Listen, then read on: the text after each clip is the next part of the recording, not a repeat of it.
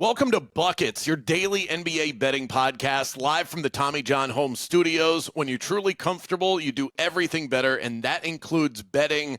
And we got some bets for you. Picks, caps, in, out. That's how we do things around here. We have a 9-game NBA slate in front of us on a Wednesday. I'm your host, Brandon Kravitz, and with me today, Michael Fiddle at Fiddle's Picks in the app, as well as AC, the AnalyticsCapper, Albert Nguyen. We got a big one on the card, Thunder at Celtics. Curious to see if anybody here is going to go big game hunting with that one. A reminder that everything that we talk about today can be found in the award-winning Action Network app, as well as quick slips for our picks today in the episode description. We'll go back and forth here. We'll get into it. We'll get out. Michael Fiddle, what you looking at on the Wednesday slate? I like the Suns and Rockets over 228.5, Brandon. I think it is a strong over spot in that Houston versus Phoenix game. I like it. AC, what are we looking at? Yeah, I rarely do this, going against the grain when it comes to line movement after the initial one. I'm going to go with Spurs minus 5.5 at home against the Dallas Mavericks. All right, I'm going to go with the Charlotte Hornets plus 8.5 at the Atlanta Hawks, and I'll take the Minnesota Timberwolves in the later primetime game. T-Wolves plus 3.5 at the Denver Nuggets in that one. Fiddle, let's talk about that total that you've got here. I know that you are in the midst of current heartbreak, by the way. Bad beat with the end of the Pacers-Bucks game that we watched play out live before we went and recorded here. So we got to take a deep breath. We're on to the next, you got to have that goldfish memory here as we move on to the next day. How you feeling, and what has led you to this pick? I feel horrible. My hair is sticking up on the stream like I'm alfalfa, and I keep trying to pat it down. It won't budge. Things couldn't be worse after Tyrese Halliburton has a game-winning 4-point play for one of the worst beats I've experienced in my NBA life. So yeah, I don't want to be here right now, to be honest, but I do think the Suns Rockets is a strong spot towards the over. The Suns have been playing a lot of 5-out basketball recently, playing with one center who can set a high screen and then flanking with 4 shooters around them, opening up the lane, allowing for drive and dish. Fred VanVleet has been upgraded to question, and he's been missing a bunch of games recently. Jabari Smith is back for the Houston Rockets, and he adds a small ball and spacing element to that team as well. They're not going to have Amen Thompson, who's a lockdown defender and poor shooter. So this spot screams over. I think the total should be north of 230. I think it will close north of 230. So to grab a 228.5 is a simple no-brainer. I just witnessed the Magic and Rockets in an absolute rock fight. So perhaps this is now a regression. I was on the under for that game, and part of the thought process was seeing the Rockets come off of that 146-point performance against the New Orleans Pelicans. So perhaps the pendulum swinging in the other direction. AC, any thoughts on that one? And then talk to me about the Spurs. No, situationally, it's a good spot, right? You mentioned Houston coming off a rock fight against Orlando. Only 97-84 there. Phoenix, who doesn't play any lick of defense, their previous game out against Memphis also went under. So from a spots perspective for Fiddle, this is a really good look. I agree. I think the Suns, with their new style on offense and also on defense, it doesn't look like they even try on defense, to be completely fair. So I like this over spot a lot. I would like the first half over a little bit more, but I like what Fiddle's doing here. As far as my game is concerned, again, I mentioned this a little bit off the top, but it opened up at 6. It's moved back a little bit to 5.5. I don't think that worries me, to be honest with you. I think this is more of a gut feel for me. I know Dallas has dominated this head-to-head matchup, right? I think they've won 9 out of the last 10 games. They've covered in 8 of those. But these are two teams, trending down really, really fast with Wemby out for San Antonio. Everybody knows about the Luka trade, and Dallas has been horrible ever since. They just played on Monday night. So both teams stayed in the city, stayed in San Antonio. They're going to play again Wednesday night. And now the Spurs are favored by 5.5. I like the this is a trifecta spot for me. First quarter, first half, full game. But I think the favorite here, the Spurs, are gonna take control of it, and I like the full game the most. So give me 5.5. I think Dallas is on its last legs. I think they're gonna start. I wouldn't say tanking by any means, but I wouldn't be surprised if they go 3-7 in the next 10 for the next couple streaks. Yeah, I'm still crying many tears over the Dallas Mavericks to the playoffs bet that I had in there to the finals, rather, after the trade for Anthony Davis, and everything has fallen apart quickly. Fiddle and I spoke about that a bit last week. They might not have to try to tank. I think the roster will take care of that for them. You always like the bounce back after a team has just lost to the exact same opponent. We had that same situation play out most recently and most notably with the Nuggets and the Thunder. The Thunder win the first one, and it's on national TV, and then the Nuggets come back and they win the second one. Does it worry you at all, though, that the San Antonio Spurs are favored by multiple possessions here when this team has been really bad ever since they dealt with the Victor Wembanyama news? Yeah, I mean, during Wemby, they weren't a great defensive team. And when you take out potentially or arguably the best defender or the most versatile defender we have in the league today, their defense has suffered even more. They've given up 120, 130, 140, right, a couple of games ago. So I agree, it's hard for a team that doesn't play defense to cover a number that's this large, 5.5, 6, 2 possessions. But I do like that offense a lot. And I don't think Dallas's shooting is going to sustain. They were on fire against San Antonio their last time out, including guys like Najee Harris and Klay Thompson. Good players. I just don't think they're great players who can sustain, good production for multiple games. All right, I'm going to look at the Charlotte Hornets plus 8.5 against the Atlanta Hawks. I'm also on the Minnesota Timberwolves plus 3.5 against the Nuggets. That was a late ad for me before we went live here. The Hornets have been playing some really good basketball as of late. They've won 2 straight. They've covered in 3 straight. Miles Bridges is playing out of his mind right now. They're defending, they're rebounding, they're doing things that teams that are as bad as they are typically don't do. So that is a little bit concerning because that could fall off at any point. But you also have to consider the opponent. The Atlanta Hawks are not a trustworthy favorite. And Atlanta could be without Trae Young in this one. This is not a team that I want to back. I would be happy to fade in this situation, which I am, when he's not out there facilitating on, in part with this offense. Big drop off from him to someone by the name of Keaton Wallace in the backcourt. So I'd rather get ahead of this number than behind it. And if he does play, I'll just bite the bullet on a bad number. Their overall net rating on the season, the Hornets and the Hawks, is only separated by 6 points. And that's not taking into account how well the Hornets have been playing. They've been playing some really respectable basketball lately. And the Hawks have 0 home court advantage, so I can't bake that in at all. They're one of the worst cover teams at home in the league. So I'll take the tanking Hornets plus 8.5. And then I'm also going to look the way of the Minnesota Timberwolves plus 3.5. I just like the matchup here. Last 10 games, the T-Wolves have had the best net rating in the NBA. They always get up for the Nuggets. They've won the last 2 against this team, and Denver is playing their 3rd game in 4 nights. They just went toe-to-toe against OKC for 2 rounds. That's probably pretty taxing, and Aaron Gordon is expected to miss this game as well. So I'm on the Hornets and the T-Wolves. Fiddle, any rebuttal to the plays?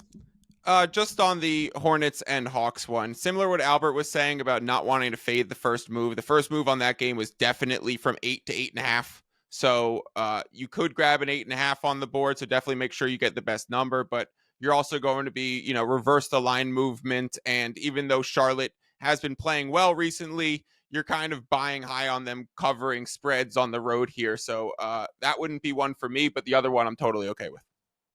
I'm also a negative Nancy right now, so don't take it too personally. I understand, Alfalfa. Nobody. This is a safe place. Nobody's going to be offended here.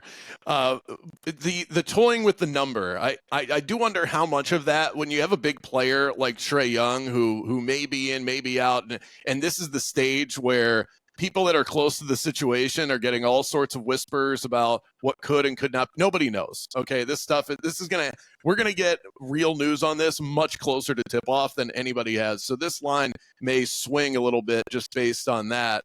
How much of this movement, Fiddle, do you think is in part due to the availability or not availability of Trae Young or actual money moves here?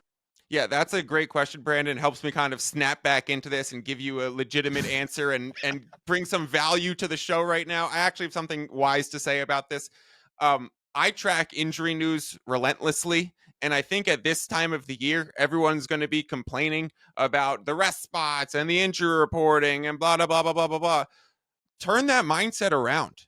Go from complaining about it to sinking your teeth into it, going 10 toes down, and really studying that, because those are just easy angles to beat the market. If you start plugging in with the local beats, being aware of what the coaches are saying, following what's happening with rest and travel spots, if you can eye some of those spots and get ahead of it with the injury news, you have an amazing opportunity. And March in the NBA is the time to really lock in on that.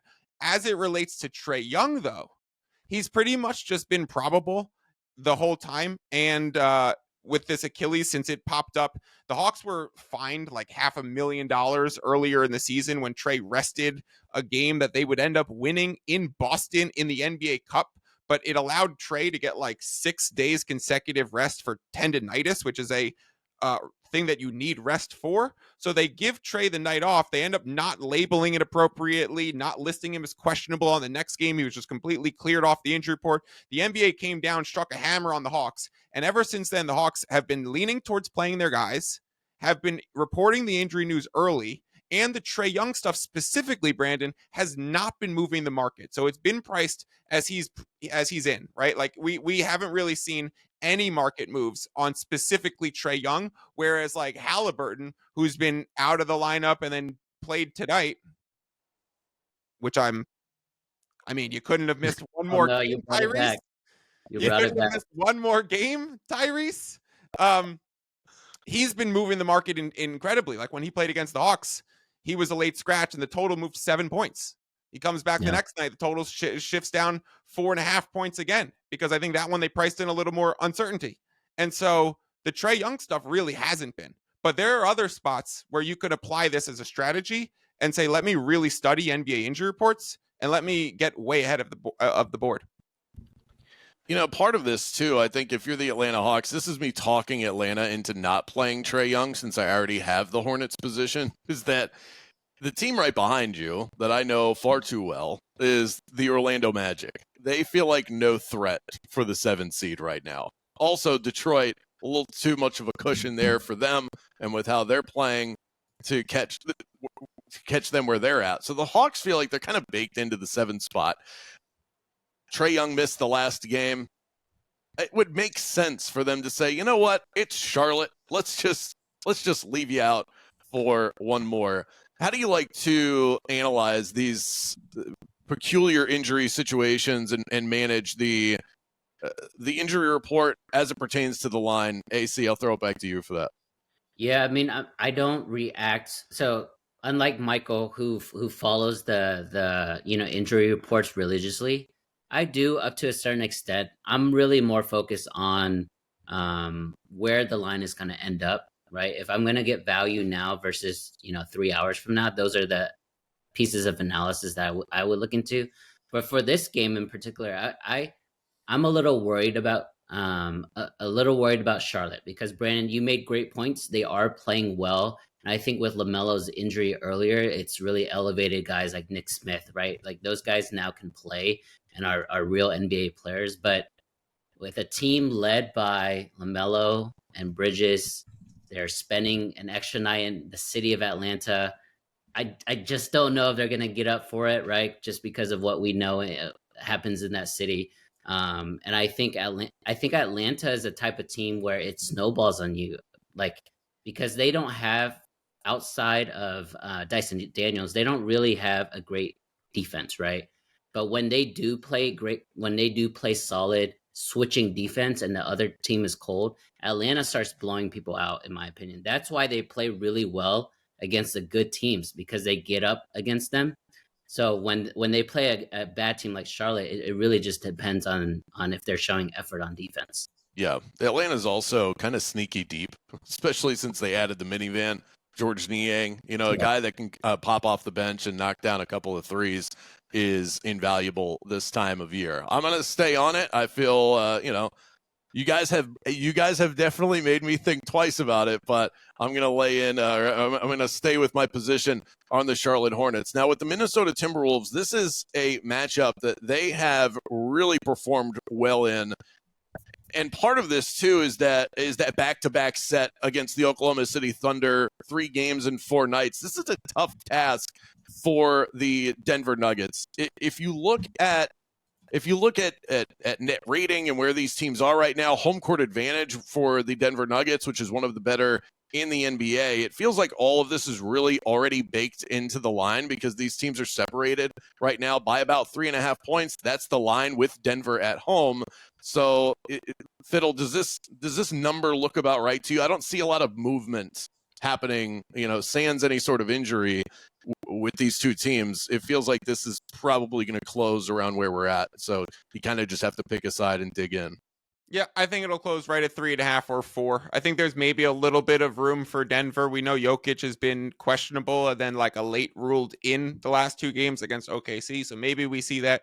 Maybe we see some of the Gobert stuff. I mean, is he definitely still out for this game? Let me quickly check on that. But he is questionable for this one. Yeah, so that one will be a line swinger, right? So besides the Gobert stuff, it's pretty priced in, but he's worth, 1.5 points each direction if he's listed questionable 50-50. So that would swing the line. Jokic has historically dominated him, and now the Wolves don't have the combo of bigs that they threw at him last year in the playoffs. It is that little revenge spot. It is them coming off of a big win. So I would go Denver, but I don't think you're going to, get much CLV, especially if Gobert is in.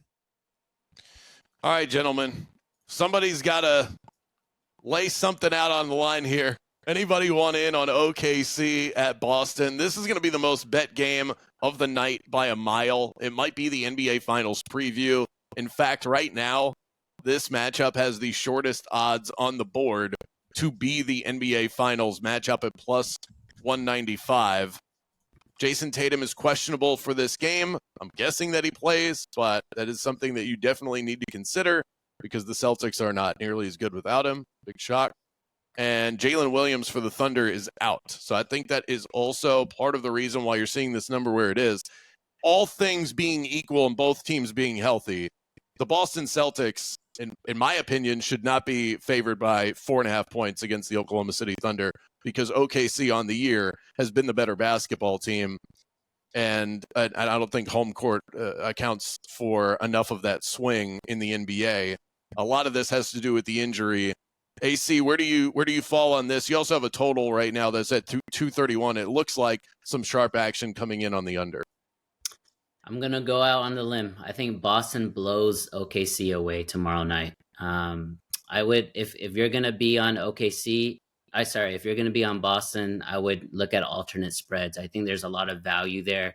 Jalen Williams is a big miss for OKC, but even outside, again, I'm under the assumption that Jason Tatum is playing. But I think Boston, they've been kind of just going, cruise control for the entire season now. They realize it's March. I think they're going to, especially with Coach Mazzola, I think they're going to go out and actually try to really, really win this game and make a statement. They were making a statement, right, against Cleveland just a couple of weeks ago before Cleveland went on that incredible run to steal the game at the end. I don't think Boston's going to have that type of performance to end the game again. I think they're going to be able to slow Shai down. Shai's MVP. He's going to get his numbers, but they're going to make it hard on Shai. And what's more important is Boston has the defensive versatility to stop the other guys. And I think that's why it's going to be a difference here in this game. So I like Boston by like double digits, to be honest. When you look at these teams throughout the course of the season, the rankings in terms of what they do offensively, defensively, they're both top 5 in offensive rating and defensive rating. OKC is 4th in points per game. Boston is 7th. Turnover percentage, OKC is 1st. Boston is 2nd. These teams are as good as advertised, and it's really hard to it's hard to look at this game and not just want to kind of feel it out, but I think AC might be on the right track. Boston seems to be in statement mode right now entering the playoffs. Fiddle, where do you lean on this one? Resounding agreement with AC that it's Boston or nothing here. And I think the price of it is very interesting. Like if Porzingis was in, we'll see. I mean, he was upgraded to questionable. We saw the line tick up to 5.5, 6 at some point, and then come back to 4. I don't think Porzingis is going to play, given that he posted that he's still trying to figure out what this viral illness that he's dealing with even is. And then he was specified without a timetable and then suddenly listed as questionable again with no update on that. And then the line shook and came right back. I think it was a bluff of news. But if Porzingis was going to play and if J-Dub was going to play, I think the spread would be more than it is currently. And I think you would see this be Boston as like the more completed team. And so, Brandon, you say like this team as OKC's been the better team this season. They're the one with something to prove. Boston doesn't really have much to prove and can kind of coast through the East again. Boston is there. It's spoken loud on every single book because they are still the favorite to win the NBA title. If you go in the head-to-head matchups, they're still favored to win the NBA title. If you go look at the spreads when they played in OKC, it closed at like OKC -1 or something, and now we're out to Boston -4.5 and probably climbing. So yeah, no, this is clearly a Boston spot, and I actually think this is just, sometimes I like to use what the market tells me in when this matchup comes back. So if this matchup comes back in the NBA Finals, I will be all over Boston, assuming that they're healthy. I think part of the cap on the futures look at these teams is that Boston has already been through the ringer. They've already been through all the things that OKC still needs to go through in the NBA playoffs, and they've made it to the mountaintop and won.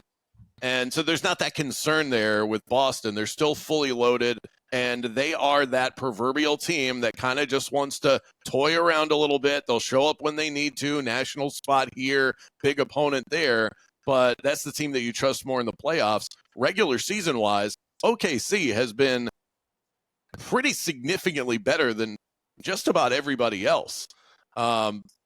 So I want to be on OKC here because I think they've been the better regular season team.